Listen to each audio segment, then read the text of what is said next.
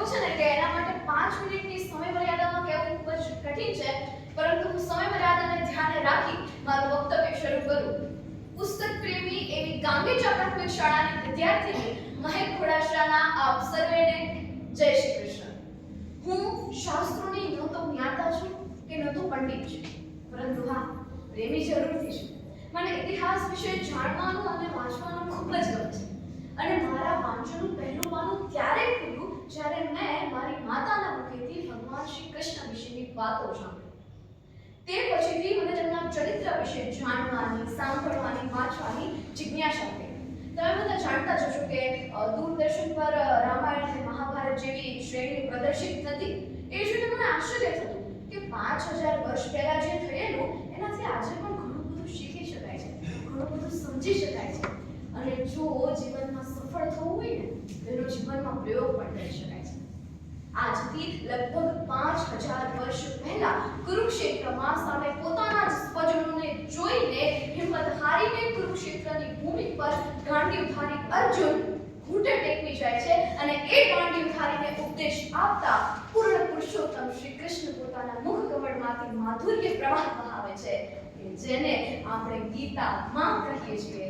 એ છે મારું પ્રિય પુસ્તક.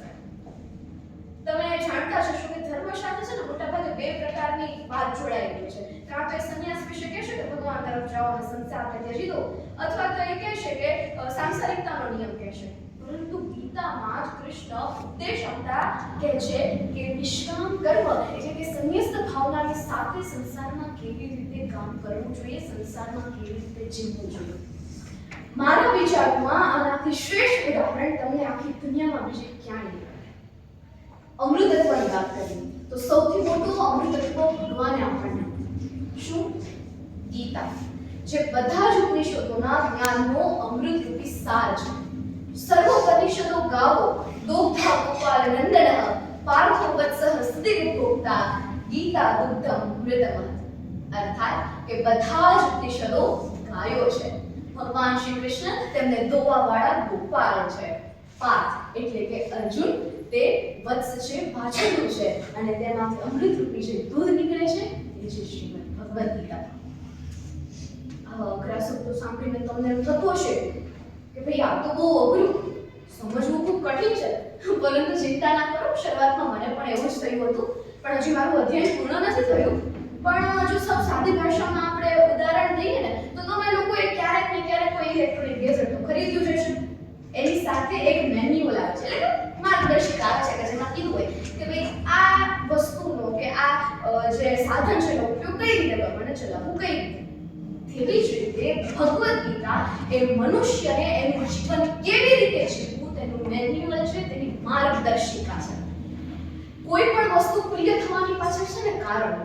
એમાં એક કારણ હું તમને જણાવું કે જ્યારે આપણો દેશ પરતંત્ર એટલે કે ગુલામી કરતો હતો અંગ્રેજોની, ત્યારે અંગ્રેજો છે એ આપણા ક્રાંતિકારીઓ હતા, એમના ઘરમાં છાપા મારતા, અને એ છાપા દરમિયાન તેમને બીજું કશું મળે કે ન મળે, પરંતુ 2 પુસ્તક તો અવશ્ય મળતા. એ ક્યાં હતા તમને ખબર છે?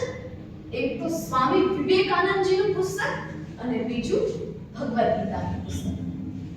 તમે વિચાર તો કરો કે એ સમયે પણ ભગવદ ગીતાનું એટલું મહત્વ હતું, તો આજે ભગવદ ગીતાનું મહત્વ કેટલું હશે? અત્યારે પણ તમે કોઈના પણ ઘરે જઈને જોશો ને તો તમને ભગવદ ગીતાનું પુસ્તક તો અવશ્ય જોવા મળશે. અને એટલા જ માટે પુસ્તકોના સાહિત્યના ગ્રંથોમાં સૌથી ઉચ્ચ સ્થાન ભગવદ ગીતા પ્રાપ્ત કરે છે. તમે પેલો સ્વામી વિવેકાનંદજીનો પ્રસંગ તો જાણતા જ હશો કે સર્વ ધર્મ અને ગ્રંથોનો મૂળ આધાર આપણી ગીતા જ છે. અત્યારે મેં નાના મોટે મોટી વાત કરી છે, પરંતુ જો એમાં તમને કોઈને ક્ષતિ જણાય તો મને ક્ષમ્ય ગણશો. અંતે શબ્દ એક શોધો ત્યાં સંહિતા નીકળે, કૂવો એક ખોદો ત્યાં સરિતા નીકળે. કે શબ્દ એક શોધો ત્યાં સંહિતા નીકળે, કૂવો એક ખોદો ત્યાં સરિતા નીકળે. કંઈક અલગ જ તાસીર છે આ ધરાની, અહીં મહાભારત વાવો ને ગીતા નીકળે, અહીં મહાભારત વાવો ને ગીતા નીકળે.